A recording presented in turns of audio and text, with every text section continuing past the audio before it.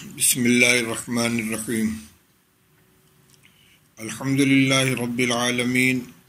والصلاة والسلام علی سید الانبیاء والمرسلین سیدنا و نبینا و مولانا محمد وعلی آلہ واصحابہ اجمعین اما بعد باب الغضب والکبر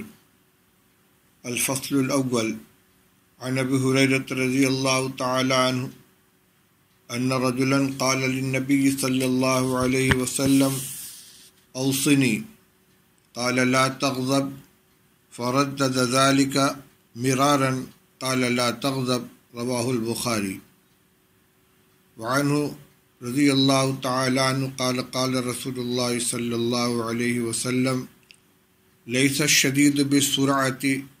انما الشديد الذي يملك نفسه عند الغضب متفق عليه او كما قال رسول الله صلی اللہ علیہ وسلم۔ بزرگان محترم، عزیزوں اور بھائیوں، آج کے درس حدیث کا عنوان ہے باب الغضب والکبر، یعنی غصہ اور تکبر کا بیان۔ غصہ اور تکبر کی مذمت، اس کے نقصانات اور ان سے بچنے کی جو تاکید ہے احادیث طیبہ میں رسول اللہ صلی اللہ علیہ وسلم کے ارشادات میں، ان کا آج کی مجلس میں ذکر کیا جائے گا۔ پہلی بات یہ دیکھنے کی ہے کہ صاحب کتاب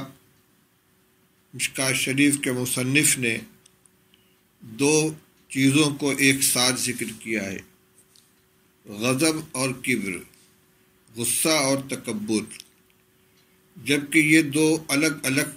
خصلتیں ہیں، الگ الگ عادتیں ہیں، لیکن ان دونوں کو ایک ساتھ ذکر کرنے کی وجہ یہ ہے کہ عام طور پر یہ دونوں آپس میں لازم ملزوم ہیں۔ غصہ عموماً اسی بنیاد پر انسان کو آتا ہے، وہ یہ محسوس کرتا ہے کہ میرے ساتھ جو معاملہ کیا گیا وہ میری حیثیت سے گرا ہوا ہے، میں نے حکم دیا، اس کو کیوں نہیں مانا گیا، میرے ساتھ ایسا معاملہ کیوں کیا گیا، میرا فلاں کام کیوں بگاڑا گیا۔ ان سب کے اندر اپنی حیثیت اور اپنی بڑائی کا احساس ہوتا ہے۔ جو تکبر ہے تو گویا غصے کے اسباب میں اکثر تکبر کا دخل ہوتا ہے، اس لیے ان دونوں کو ایک ساتھ ذکر کیا جا رہا ہے اور دونوں کی برائی بیان کی جا رہی ہے، اور ان دونوں صفتوں سے بچنے کا طریقہ بھی بتلایا گیا ہے۔ اس باب میں روایتیں بہت سی ہیں، میں چند حدیثوں کا ترجمہ آپ کے سامنے پیش کرتا ہوں، کیونکہ اس میں ابتلاء عام ہے۔ ہم سب اکثریت ان دو بیماریوں کے مریض ہیں، اور ان کے نتیجے میں جو نقصانات ہوتے ہیں ان کا ہم شکار ہیں، اس لیے بہت غور کے ساتھ اس بیان کو سننا چاہیے اور ان سے اپنے آپ کو بچانے کی، محفوظ رکھنے کی کوشش کرنی چاہیے۔ پہلی حدیث حضرت ابو ہریرہ رضی اللہ تعالیٰ عنہ سے مروی ہے، ارشاد فرماتے ہیں کہ ایک شخص نے رسول اللہ صلی اللہ علیہ وسلم سے یہ درخواست کی کہ مجھے کچھ نصیحت فرمائیے۔ یہ درخواست کرنے والے کون ہیں؟ ان کے نام کی تعیین میں کئی اقوال ہیں۔ بعض لوگوں نے کہا کہ حضرت عبداللہ ابن عمر رضی اللہ عنہ، کسی نے کہا کہ حضرت ابو الدرداء رضی اللہ عنہ، کسی نے کہا کہ حارثہ ابن قدامہ ہیں، کسی نے کہا کہ سفیان ابن عبداللہ ہیں۔ بہرحال آگے جو جواب آ رہا ہے اس درخواست کے جواب میں جو کچھ آپ نے ارشاد فرمایا وہ ایک عام ہدایت ہے، اور اس حکم کا مدار کسی شاعر کی شخصیت کے اوپر نہیں ہے، اسی لیے غالباً راوی حدیث حضرت ابو ہریرہ رضی اللہ تعالیٰ عنہ نے اس کو وقفی رکھا، اس کا اظہار نہیں کیا کہ وہ سوال کرنے والے، درخواست کرنے والے کون تھے۔ درخواست کیا تھی؟ اوصنی، یا رسول اللہ مجھے کچھ نصیحت فرما دیجیے۔ قال لا تغضب، آپ نے فرمایا غصہ مت کیا کرو۔ فردد ذلک مرارا، انہوں نے اپنی درخواست کئی مرتبہ دہرائی، بار بار یہ کہا کچھ اور نصیحت فرما دیجیے، کچھ اور نصیحت فرما دیجیے۔ ہر مرتبہ آپ یہی فرماتے رہے لا تغضب، غصہ مت کرو۔ اس کا مطلب یہ ہوا کہ یہ ایک ایسی بیماری ہے کہ اگر اس کے اوپر قابو پا لیا گیا، اس سے اپنے آپ کو بچا لیا گیا، تو بہت سی خرابیوں سے انسان محفوظ رہ جائے گا، بہت سے اخلاقی اور عملی نقصانات سے بچ جائے گا۔ ایسا نہیں ہے کہ کوئی انسان ایسا ہوگا جس میں صرف ایک کمزوری ہو کہ اسے غصہ آتا ہے، اور بھی اس کے اندر کمزوریاں ہو سکتی ہیں، لیکن آپ نے اس کی بنیاد پر ضرب لگائی ہے، اس کی جڑ پکڑ لی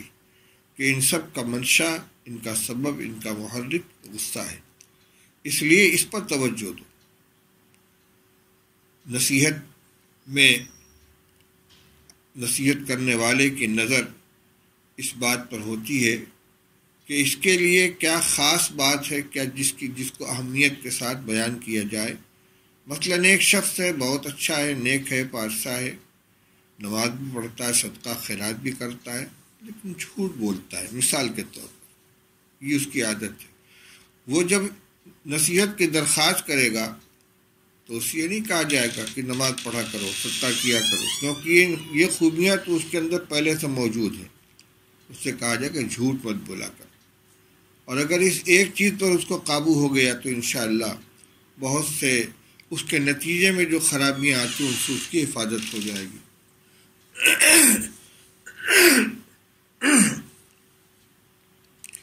دوسری روایت ہے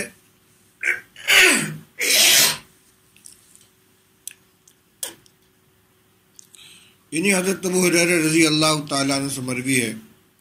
فرماتے ہیں قال رسول اللہ صلی اللہ علیہ وسلم لیس الشدید بالسرعۃ انما الشدید الذی یملک نفسہ عند الغضب، متفق علیہ۔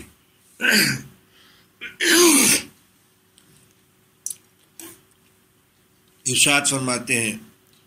کہ رسول اللہ صلی اللہ علیہ وسلم نے ارشاد فرمایا کہ پہلوان وہ شخص نہیں ہے جو دوسرے کو پچھاڑ دے، پہلوان تو وہ ہے کہ جو غصے کے وقت اپنے نفس کے اوپر قابو پا لے۔ بظاہر طاقتور اور پہلوان اس شخص کو سمجھا جاتا ہے کہ جو کشتی میں، مقابلے میں دوسرے کو زیر کر دے، اسے پچھاڑ دے، لیکن رسول اللہ صلی اللہ علیہ وسلم فرماتے ہیں یہ تو صرف جسمانی طاقت کا مظاہرہ ہوا، حقیقی قوت، حقیقی طاقت یہ ہے کہ انسان اپنے نفس کو پچھاڑ دے، اور خاص طور سے غصے کے وقت اگر کوئی بات خلاف مزاج پیش آئے، طبیعت کے اندر غصہ پیدا ہو، تو اس وقت بے قابو نہ ہو جائے، زبان سے اول فول نہ بکنے لگے، کوئی ایسی حرکت نہ کر بیٹھے کہ جو نامناسب ہو، بلکہ اپنے نفس کے اوپر قابو پا لے۔ تو اپنے مقابل کو زیر کرنے والا حقیقی پہلوان نہیں ہے، بلکہ اپنے نفس کے اوپر قابو پانے والا حقیقی پہلوان ہے۔ شیخ سعدی رحمۃ اللہ علیہ نے اسی مضمون کو گزشتہ میں 2 شعر کے اندر بیان کیا ہے، جس میں فرماتے ہیں کہ حقیقی پہلوان وہ شخص نہیں ہے کہ جو مست ہاتھی کو پچھاڑ دے، بلکہ حقیقی پہلوان وہ ہے کہ جب اس کو غصہ آئے تو وہ اس کے اوپر قابو پائے اور زبان سے نامناسب بات نہ کہے، کہ چوں خشم آیا دش باطل نہ گویا۔ اس سے ایک بات اور معلوم ہوئی کہ غصہ نہ کرنے کا یہ مطلب نہیں ہے کہ غصہ آئے ہی نہیں کسی چیز پر، یہ تو ایک فطری چیز ہے کہ مزاج کے خلاف کوئی بات پیش آئے گی تو غصہ آئے گا، بلکہ غصہ نہ کرنے کا مطلب یہ ہے کہ آدمی اس وقت اپنے اوپر قابو رکھے اور کوئی نامناسب حرکت نہ کرے، اس سے اپنے آپ کو بچائے۔ اب اسی کے ساتھ ساتھ یہ بھی دیکھنا چاہیے کہ رسول اللہ صلی اللہ علیہ وسلم نے غصے کا علاج کیا تجویز فرمایا ہے۔ اس سلسلے میں دو چیزیں ہیں، ایک ہے غصے کا فوری علاج اور ایک ہے اس کا مستقل علاج۔ فوری علاج کیا ہے؟ عن عطیہ بن عروۃ السعدی رضی اللہ تعالی عنہ قال قال رسول اللہ صلی اللہ علیہ وسلم ان الغضب من الشیطان وان الشیطان خلق من النار وانما يطفئ النار بالماء فاذا غضب احدكم فليتوضأ رواہ ابو داود۔ وعن ابی ذر رضی اللہ تعالی عنہ ان رسول اللہ صلی اللہ علیہ وسلم قال اذا غضب احدكم وهو قائم فليجلس فإن ذهب عنه الغضب وإلا فليسترجع رواہ احمد و ابو داود۔ یہ دو حدیثیں ہیں۔ پہلی حدیث حضرت عطیہ ابن عروہ سعدی رضی اللہ تعالیٰ عنہ سے مروی ہے، فرماتے ہیں کہ رسول اللہ صلی اللہ علیہ وسلم نے ارشاد فرمایا کہ غصہ شیطان کے اثر سے ہوتا ہے اور شیطان آگ سے بنایا گیا ہے اور آگ پانی سے بجھائی جاتی ہے، لہذا جب تم میں سے کسی کو غصہ آئے تو چاہیے کہ وضو کر لیا کرے۔ یہ روایت ابو داؤد شریف کی ہے۔ دوسری حدیث حضرت ابو ذر غفاری رضی اللہ تعالیٰ عنہ سے مروی ہے، فرماتے ہیں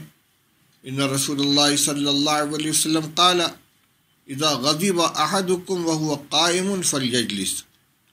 فإن ذهب عنه الغضب وإلا فليسترجع رواہ احمد والترمذی۔ فرماتے ہیں کہ رسول اللہ صلی اللہ علیہ وسلم نے ارشاد فرمایا کہ جب تم میں سے کسی کو غصہ آئے اور وہ کھڑا ہو تو بیٹھ جائے، اگر غصہ فروغ ہو جائے تو ٹھیک ہے، ورنہ زمین کے اوپر لیٹ جائے۔ یہ روایت امام احمد اور امام ترمذی نے نقل کی ہے۔ اس میں دو علاج بتلایا گیا۔ پہلا علاج یہ بتلایا کہ غصہ شیطان کے اثر سے ہوتا ہے، شیطان آگ سے بنایا گیا ہے اور آگ پانی سے بجھائی جاتی ہے، لہذا جو غصہ آئے تو آدمی کو چاہیے کہ وضو کر لے۔ مشاہدہ بھی یہ ہے کہ جب غصہ آتا ہے تو خون کے اندر گرمی پیدا ہوتی ہے، چہرہ سرخ ہو جاتا ہے، گلے کی رگیں پھول جاتی ہیں، کبھی آنکھوں کے اندر بھی سرخی آ جاتی ہے۔ یہ سب حرارت اور یہ گرمی شیطان کے اثر سے ہوتی ہے، شیطان اثر انداز ہوتا ہے اور شیطان آگ سے بنایا گیا ہے۔ جب اللہ تعالیٰ نے تمام فرشتوں کو حکم دیا تھا کہ حضرت آدم کے سامنے سجدہ ریز ہو جائے اور شیطان نے سجدہ کرنے سے انکار کر دیا، اللہ تعالیٰ نے اس سے فرمایا کہ جب میں نے حکم دیا تو نے سجدہ کیوں نہیں کیا؟ تو اس نے یہی کہا تھا خلقتنی من نار و خلقتہ من طین، کہ تو نے مجھے آگ سے بنایا ہے اور آدم کو مٹی سے بنایا ہے۔ آگ برتر ہے، اوپر اٹھنے والی چیز ہے، مٹی اس کے مقابلے میں فروتر ہے، یہ زمین پہ رہنے والی چیز ہے، بلند چیز پست چیز کو سجدہ کیسے کرے گی؟ اس نے اللہ کے حکم کے مقابلے میں باطل قیاس کیا، جس کی بنا پر وہ رد مردود قرار دیا گیا۔ تو جب شیطان کے جب غصہ آتا ہے تو اس کا مطلب یہ ہوتا ہے کہ شیطان اثر انداز ہے، تو اس کا ازالہ کرنے کے لیے پانی کا شرعی استعمال کرنے کی ہدایت دی گئی۔ وضو خود ایک پسندیدہ چیز ہے، وضو کے ذریعے بدن کے گناہ دھلتے ہیں، اعضاء وضو میں سے جو گناہ ہوئے ہیں وہ پانی کے ساتھ زائل ہوتے ہیں، اور جو بدن کے تمام نمایاں اعضاء ہیں وضو میں دھلے جاتے ہیں،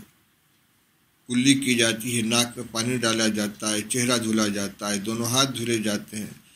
تر ہاتھ سر پہ پھیرا جاتا ہے، پیر دھلے جاتے ہیں۔ تو یہ جو اطراف ہیں بدن کے اعضاء ہیں، جب ان کے اوپر سے پانی گزرے گا تو اس کی حرارت کے اندر کمی آئے گی، اور وضو ایک گناہ کو زائل کرنے والا عمل ہے، اس کے برکت سے بھی شیطان کا اثر زائل ہوگا۔ اسی کے ساتھ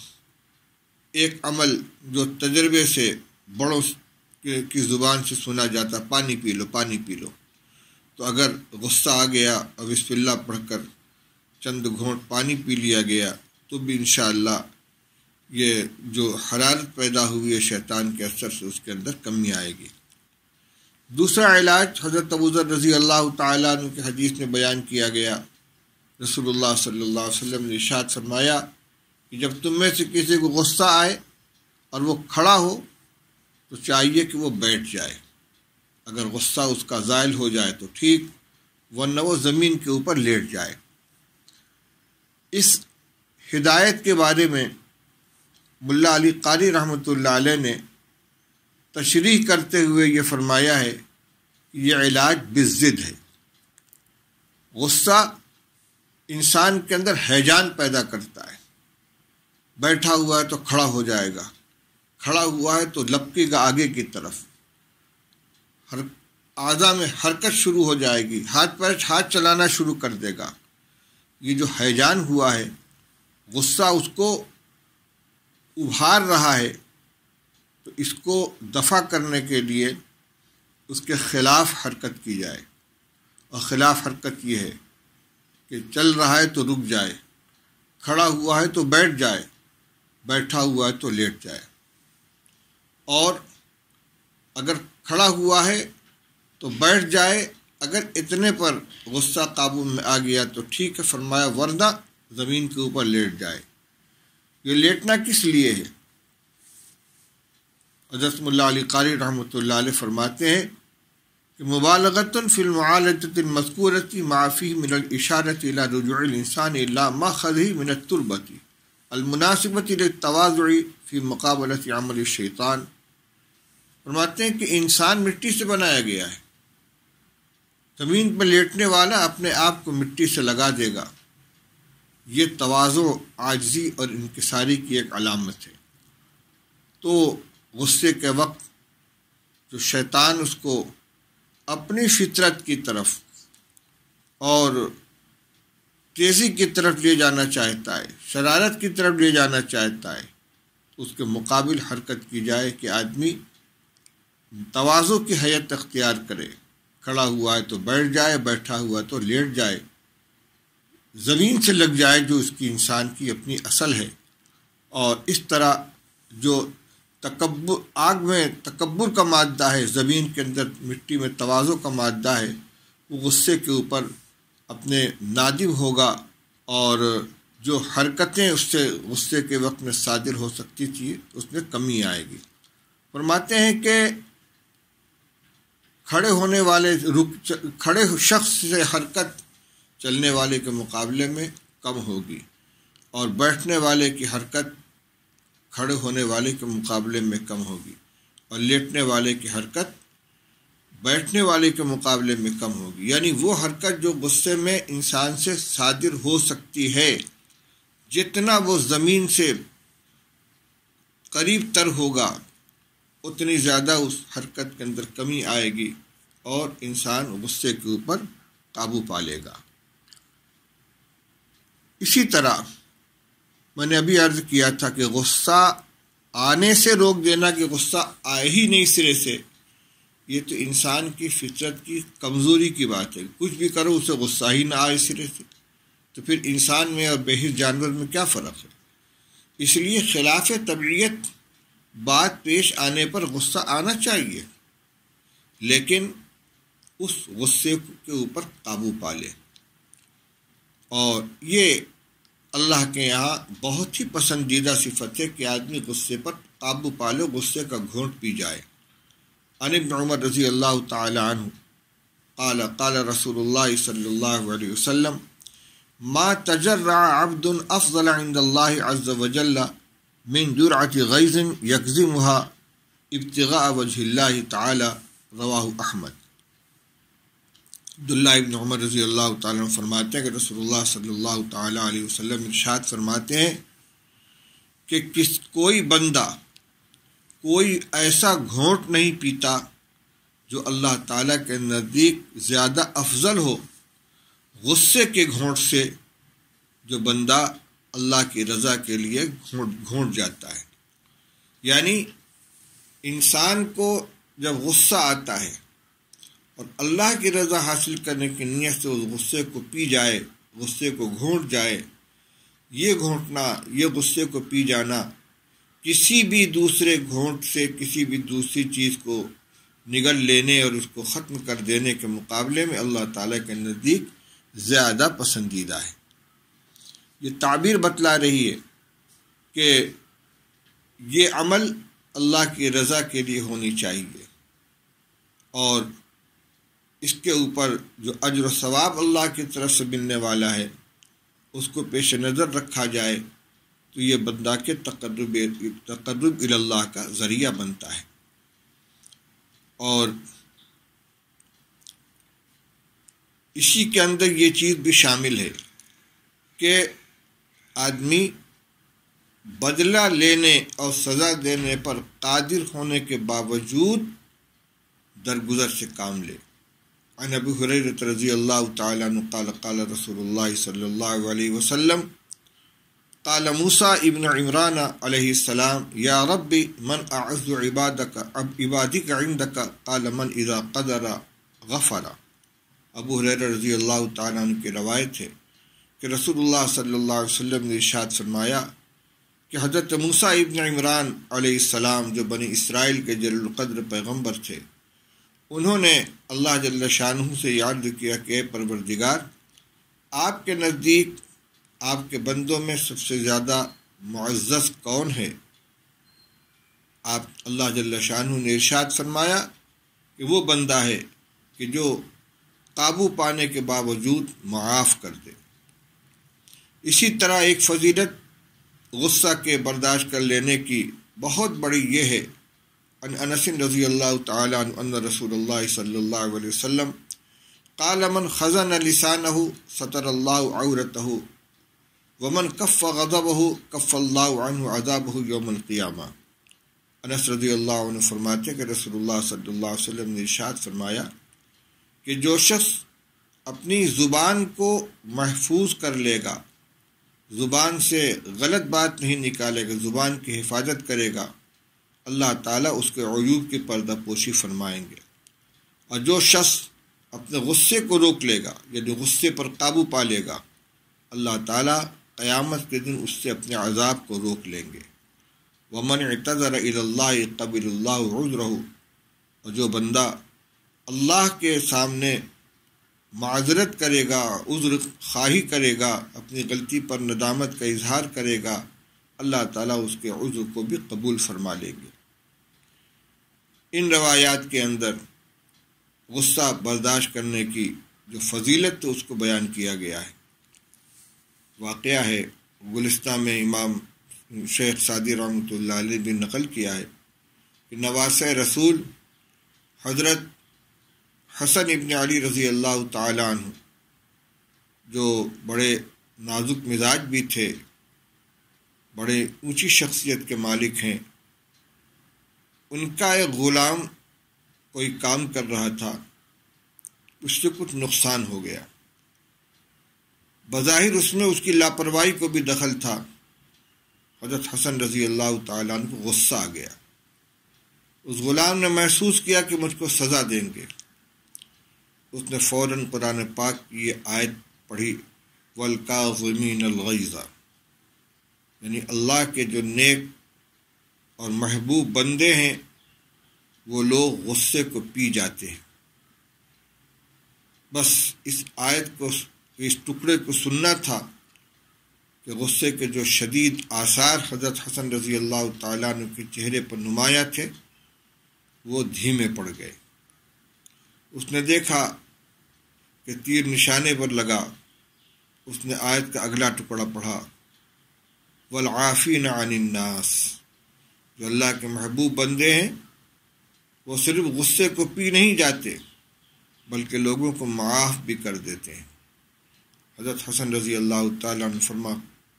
عفوت عنک، میں نے تجھ کو معاف کر دیا۔ اس نے آیت کا آخری ٹکڑا پڑھا، واللہ یحب المحسنین، اللہ تعالیٰ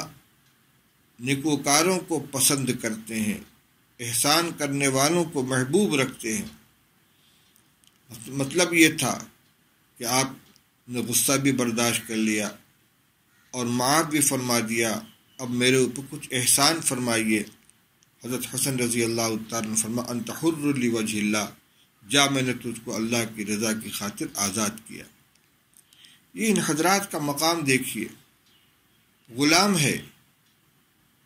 اور نامناسب حرکت کر رہا ہے، ابھی چند لمحے پہلے اس کے اوپر سخت غصہ آیا، لیکن اللہ کا فرمان سنا، ایسا سپر انداز ہوئے کہ ایک ایک ٹکڑا سنتے گئے، فوراً اس کے اوپر عمل کرتے رہے۔ اور ایک غلام کے اوپر سب سے بڑا انعام یہ ہے کہ اس کو آزاد کر دیا جائے، اسے آزادی سے سرفراز فرمایا۔ میں نے عرض کیا تھا کہ غصے کا ایک وقتی علاج ہے اور ایک مستقل علاج ہے۔ یہ جو وقتی علاج تھا دو بیان کیا گیا، ایک تو یہ کہ غصہ شیطان کے اثر سے ہوتا ہے اور شیطان پانی آگ سے بنایا گیا ہے، لہذا غصے کو فروغ کرنے کے لیے پانی کا استعمال کیا جائے، وضو کر لیا جائے۔ دوسرا علاج یہ بتلایا کہ آدمی کھڑا ہو تو بیٹھ جائے، بیٹھا ہو تو لیٹ جائے، اور اس کے بعد پھر غصہ برداشت کرنے کے جو فوائد ہیں، اس کی جو فضیلتیں، ان کا ذکر آ گیا۔ مستقل علاج کیا ہے؟ امام غزالی رحمۃ اللہ علیہ نے احیاء العلوم کے اندر اس کو بیان کیا ہے، اور ہمارے اکابر اپنے متوسلین کو ان کے استفسار کے جواب میں اس کی نشاندہی فرماتے ہیں۔ چنانچہ حضرت شیخ الحدیث مولانا محمد زکریا صاحب رحمۃ اللہ علیہ کے مکتوبات نے بھی اس کو دیکھا، اور ہمارے حضرت اقدس مفتی محمود حسن صاحب گنگوہی نور اللہ مرقدہ بھی اپنے تلامذہ اور اپنے متوسلین و منتسبین کو زبانی بھی ہدایت فرماتے تھے، اور آپ کے مطبوعہ مکاتیب کے اندر بھی جن لوگوں نے غصے کی شکایت کی ہے، آپ نے ان کو وہ طریقہ بتلایا، اس پر عمل کرنے کی ترغیب دی ہے۔ وہ طریقہ یہ ہے، امام غزالی رحمۃ اللہ علیہ فرماتے ہیں کہ جو شخص غصے سے مغلوب ہو جاتا ہے اور اس پر قابو نہیں پا سکتا، یہ خرابی اس کے اندر موجود ہے، ختم نہیں ہو پا رہی ہے، اس کو چاہیے کہ وہ تھوڑی دیر خلوت کے اندر بیٹھ کر اس بات کو سوچے، اس کا مراقبہ کرے کہ مجھے اللہ جل شانہ نے پیدا کیا ہے، وہ میرا خالق بھی ہے، میرا مالک بھی ہے، میرا رازق بھی ہے، اسی نے مجھے پیدا کیا، وہ میرا مالک ہے، وہی مجھے روزی عطا فرماتا ہے، اور میں صبح سے لے کر شام تک اور رات سے لے کر صبح تک اللہ کی بے پناہ نعمتوں سے فائدہ اٹھاتا رہتا ہوں، جس میں کچھ نعمتیں وہ ہیں جو عام ہیں، جس سے اور لوگ بھی فائدہ اٹھاتے ہیں، کتنی نعمتیں وہ ہیں جو خاص میری ذات کے ساتھ ہیں۔ یہ تو میرا معاملہ ہے، لیکن میں کیا تمام کام اللہ کی مرضی کے مطابق کرتا ہوں؟ اللہ کے تمام احکام کو بجا لاتا ہوں؟ کیا اس کی مرضی کے خلاف کوئی کام نہیں کرتا؟ یقیناً اپنی غلطیوں کو سوچے کہ مجھ سے فلاں غلطی ہوتی ہے، فلاں غلطی ہوتی ہے، فلاں گناہ ہوتا ہے، پھر یہ خیال کرے کہ اس کے باوجود اللہ تعالیٰ اپنی روزی کو نہیں روکتے، اپنی نعمت سے مجھے محروم نہیں فرماتے، جبکہ وہ خالق بھی ہیں، مالک بھی ہیں، رازق بھی ہیں، میں بندہ ہوں، میں مخلوق ہوں۔ اللہ تعالیٰ میری نافرمانی اور میری حکم عدولی کے باوجود مجھ سے اپنی نعمتوں کو نہیں روکتے، میرے اوپر کوئی عذاب نازل نہیں فرماتے، مجھے فوراً کوئی سزا نہیں دیتے، تو کیا وہ انسان جو میرے ہی جیسا ایک انسان ہے، چاہے وہ میرا ماتحت ہو، مجھ سے چھوٹا ہو، لیکن میں نہ اس کا خالق ہوں، نہ میں نے اسے پیدا کیا ہے، نہ میں اس کا مالک ہوں، نہ میں اس کا روزی رساں ہوں، میری جیسا ایک انسان ہے، رتبے کے اعتبار سے ہو سکتا ہے مجھے کچھ اس کے مقابلے میں برتری حاصل ہو، اس نے اگر میری مرضی کے خلاف کوئی کام کر دیا تو مجھے اس قدر غصہ کیوں آتا ہے، جبکہ میرا معاملہ اپنے اللہ کے ساتھ اس طرح کا نہیں ہے جیسا ہونا چاہیے، اور میرا اللہ میری نالائقیوں کے باوجود، میری نافرمانی اور حکم دوریوں کے باوجود میرے اوپر ساتھ اس طرح کا معاملہ نہیں کرتا۔ تھوڑی دیر بیٹھ کر اس مضمون کو سوچے، اس پر غور کرے اور اس کو اپنے دل و دماغ کے اندر جمائے۔ پھر جب کسی کے اوپر غصہ آئے اور آدمی کنٹرول نہ کر سکے تو اپنے اس خیال کو اس وقت سامنے لے آئے، انشاءاللہ اس کے ذریعے سے غصے کے اوپر اس کو قابو حاصل ہوگا۔ حاصل یہ نکلا کہ غصے کی جو بیماری ہے یہ بہت نقصان دہ ہے، اور اس کی وجہ سے آدمی کے اخلاق خراب ہوتے ہیں، اس کے معاملات خراب ہوتے ہیں، اور بلکہ اس کا ایمان خراب ہوتا ہے۔ عن بہز ابن حکیم عن ابی عن جدہ رضی اللہ تعالیٰ عنہ قال قال رسول اللہ صلی اللہ علیہ وسلم ان الغضب لا يفسد الایمان کما یفسد الصبر العسل۔ حضرت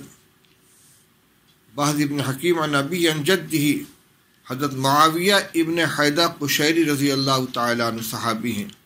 وہ فرماتے ہیں کہ رسول اللہ صلی اللہ علیہ وسلم نے ارشاد فرمایا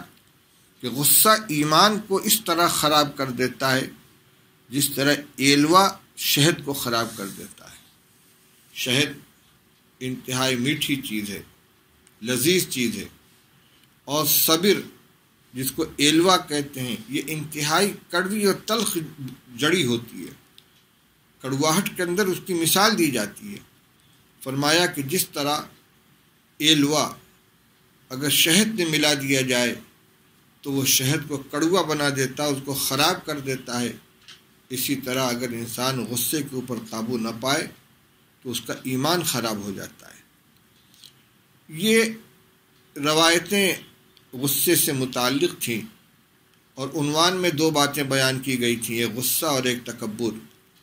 تکبر کا مضمون مستقل بیان کے لائق ہے، کیونکہ یہ خرابی بھی ہمارے اندر بہت زیادہ پائی جاتی ہے، تو وقت کی قلت کو پیش نظر رکھتے ہوئے چند روایتوں کا ترجمہ اس وقت مختصراً آپ کے سامنے پیش کرتا ہوں۔ عن ابن مسعود رضی اللہ تعالی عنہ قال قال رسول اللہ صلی اللہ علیہ وسلم لا يدخل الجنة من كان في قلبه مثقال ذرة من كبر فقال رجل ان الرجل يحب ان يكون ثوبه حسنا ونعله حسنا قال ان الله تعالى جميل يحب الجمال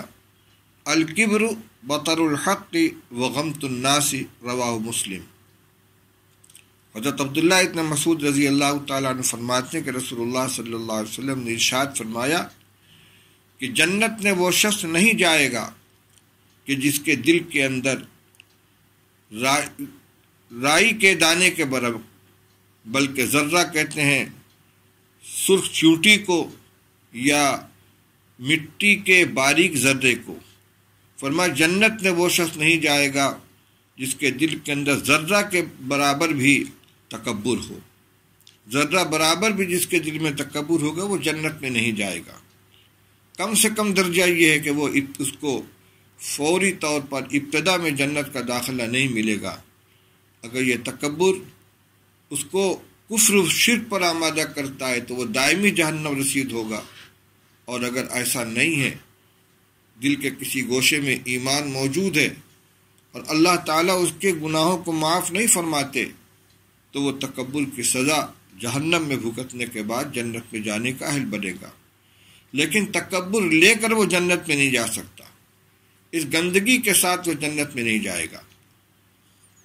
اس پر ایک صحابی نے عرض کیا، یا رسول اللہ، آدمی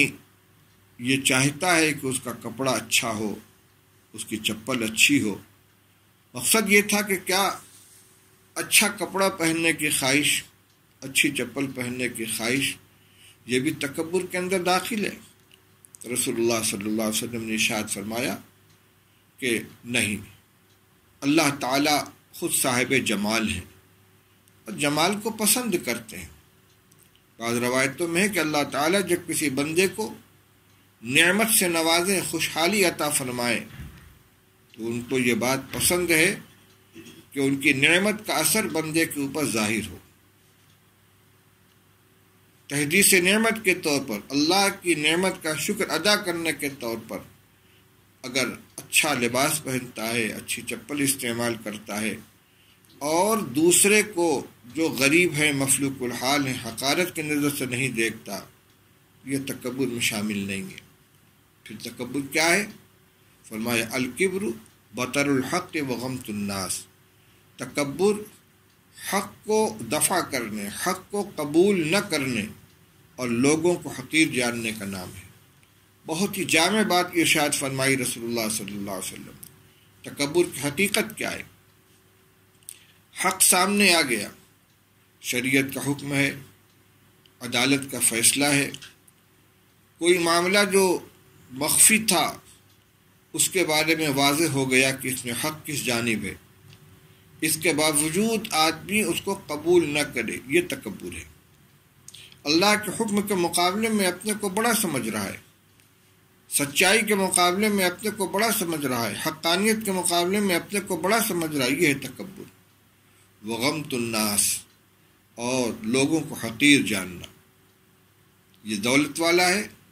غریب کو حقارت کی نظر سے دیکھتا ہے، صاحب علم و فضل ہے، جاہل اور ناواقف و ناخواندہ کو حقارت کی نظر سے دیکھتا ہے۔ یہ اقتدار والا ہے، ماتحتوں کو حقارت کی نظر سے دیکھتا ہے۔ تو تکبر کی حقیقت میں رسول اللہ صلی اللہ علیہ وسلم نے دو باتیں ارشاد فرمائیں، ایک حق کو قبول نہ کرنا اور ایک دوسروں کو حقیر جاننا۔ یہ قبول نہ کرنا دو طرح سے ہو سکتا ہے، ایک تو یہ کہ علی الاعلان کہہ دے کہ میں نہیں مانتا، یہ تکبر کا کھلا ہوا مظاہرہ ہے، اور ایک یہ ہے کہ زبان سے تو نہ کہے لیکن دل اس کو قبول نہ کرے، دل ماننے کے لیے تیار نہ ہو، یہ بھی تکبر کے اندر شامل ہے، اور اس کی بنا پر اس کا شمار متکبرین کے اندر ہوگا۔ وعنہ قال قال رسول اللہ صلی اللہ علیہ وسلم یقول اللہ تعالی الکبریاء ردائی والعظمت ازاری فمن نازعنی واحدا منہما ادخلتہ النار وفی روایت قذفتہ فی النار، رواہ مسلم۔ یہ روایت حضرت ابو ہریرہ رضی اللہ تعالیٰ عنہ سے مروی ہے۔ وہ فرماتے ہیں کہ رسول اللہ صلی اللہ علیہ وسلم نے ارشاد فرمایا کہ اللہ جل شانہ ارشاد فرماتے ہیں، یعنی حدیث قدسی ہے، اللہ جل شانہ ارشاد فرماتے ہیں کہ کبریائی میری چادر ہے اور عظمت میرا تہبند ہے۔ یعنی جس طرح انسان کے لباس میں ایک لباس وہ ہوتا ہے جو اوپر پہنا جاتا ہے جس کو چادر کہتے ہیں، اور ایک وہ ہوتا ہے جو نیچے پہنا جاتا ہے جس کو تہبند کہتے ہیں، اور یہ دونوں مل کر مکمل لباس کہلاتا ہے۔ جیسے حالت احرام میں ایک تہبند مانتے ہیں، ایک چادر ہوتے ہیں، یہ انسان کا مکمل لباس ہے، اور وہ اس کی ذات کے ساتھ خاص ہوتا ہے، کوئی اس کی اجازت ہرگز نہیں دیتا کہ کوئی میری چادر چھین لے یا میرے تہبند چھین لے۔ تو مقصد یہ کہ جس طرح ایک چادر اور ایک تہبند انسان کی اپنی خاص چیز ہے، وہ کسی کو دینے کے لیے تیار نہیں ہوتا، اور اگر کوئی اس کو لینا چاہے تو اس کو برداشت نہیں کرتا۔ فرمایا اسی طرح عظمت و کبریائی، بڑائی میری خاص صفت ہے۔ فرمایا فمن نازعنی واحدا منہما، جو میری کبریائی کو اور میری عظمت کو، ان دونوں میں سے کسی چیز کو مجھ سے چھیننا چاہے گا، میں اس کو جہنم میں داخل کر دوں گا۔ کبریائی اور عظمت یہ دونوں قریب قریب ہیں۔ بظاہر ایسا معلوم ہوتا ہے کہ کبریائی کا تعلق ظاہر کی بڑائی سے ہے، اور عظمت کا تعلق ذات کے ساتھ جو بڑائی لگی ہوئی اس سے ہے۔ یعنی چاہے آدمی اپنی زبان سے اپنے کو بڑا قرار دے، اپنے عمل سے اپنی زبان سے اپنے کو بڑا اور عظیم گردانے، یا اپنے دل میں اپنے کو بڑا سمجھے، یہ دونوں حق اس کو نہیں پہنچتا۔ ایسا کرنے والا گویا اللہ تعالیٰ کے مخصوص صفت کو اپنے اندر پیدا کرنا چاہتا ہے۔ جیسے اللہ تعالیٰ معبود ہے، اب کوئی شخص اگر خدائی کا دعویٰ کرے تو اللہ کی خاص صفت کو وہ اپنے اندر پیدا کرنا چاہتا ہے۔ یہ جیسے روایت میں آتا ہے کہ جو شخص تصویر بناتا ہے، قیامت کے دن اللہ تعالیٰ اس کو مکلف کریں گے کہ تم نے جاندار کی تصویر بنائی تھی، اس میں جان ڈالو، تم میری طرح خالق بننا چاہتے تھے، جو میری مخصوص صفت ہے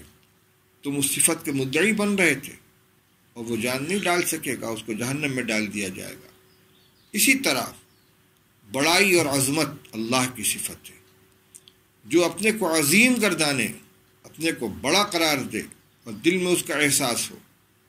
اللہ تعالیٰ فرماتے کہ میری خاص صفت کو مجھ سے چھیننا چاہتا ہے، میں اسے جہنم میں داخل کر دوں گا۔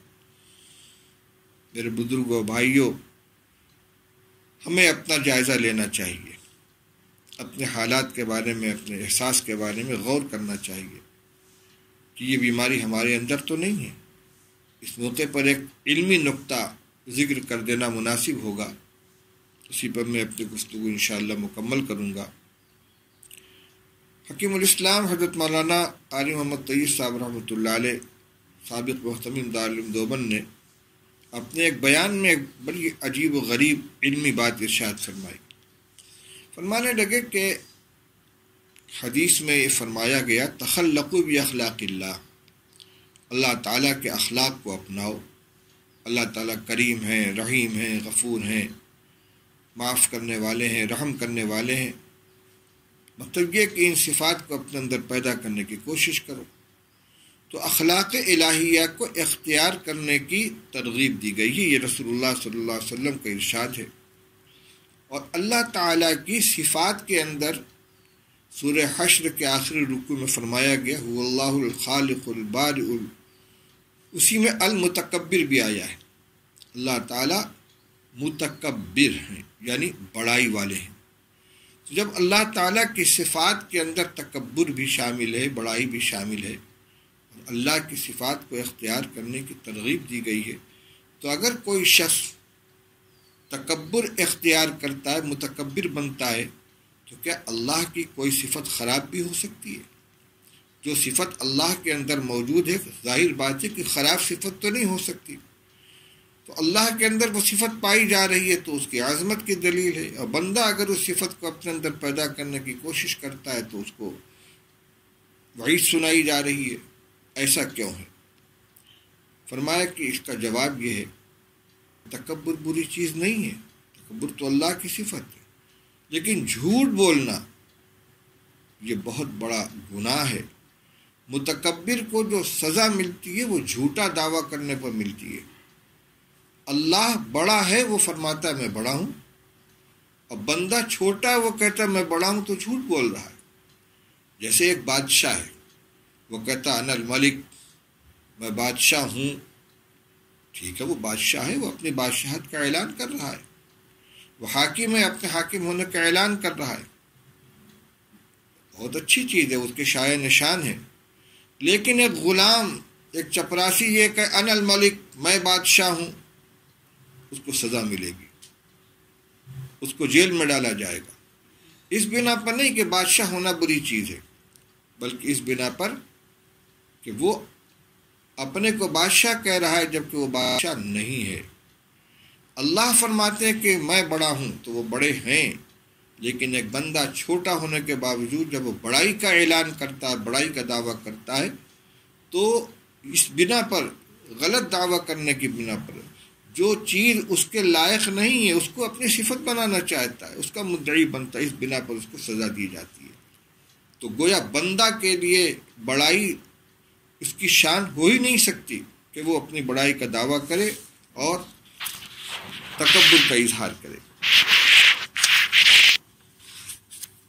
اور تکبر کے مقابلے میں تواضع ہے، فروتنی عاجزی، یعنی دل سے اپنے آپ کو چھوٹا سمجھنا، یہ صفت اللہ کے یہاں بہت پسندیدہ ہے۔ عن عمر رضی اللہ تعالیٰ عنہ قال وهو على المنبر یا ایھا الناس تواضعوا فإني سمعت رسول اللہ صلی اللہ علیہ وسلم یقول من تواضع للہ رفعہ اللہ فهو في نفسه صغير وفي أعين الناس عظيم ومن تکبر وضعه اللہ فهو في أعين الناس صغير وفي نفسه كبير حتى لهو أهون عليهم من كلب أو خنزير۔ حضرت عمر رضی اللہ تعالیٰ عنہ سے مروی ہے کہ منبر پر خطبہ دیتے ہوئے انہوں نے فرمایا، اے لوگو تواضع اختیار کرو، عاجزی اختیار کرو۔ کیوں؟ فرماتے میں نے رسول اللہ صلی اللہ علیہ وسلم کو فرماتے ہوئے سنا ہے کہ جو بندہ اللہ کی رضا کی خاطر تواضع اختیار کرتا ہے اللہ تعالیٰ اسے بلندی عطا فرماتے ہیں، پس وہ اپنے جی میں تو چھوٹا ہوتا ہے اور لوگوں کی نگاہوں میں بڑا ہوتا ہے، اور جو شخص تکبر کرتا ہے، خود بڑا بننا چاہتا ہے، اپنی بڑائی کا اظہار کرتا ہے، اللہ تعالیٰ اسے پست کر دیتے ہیں، پس وہ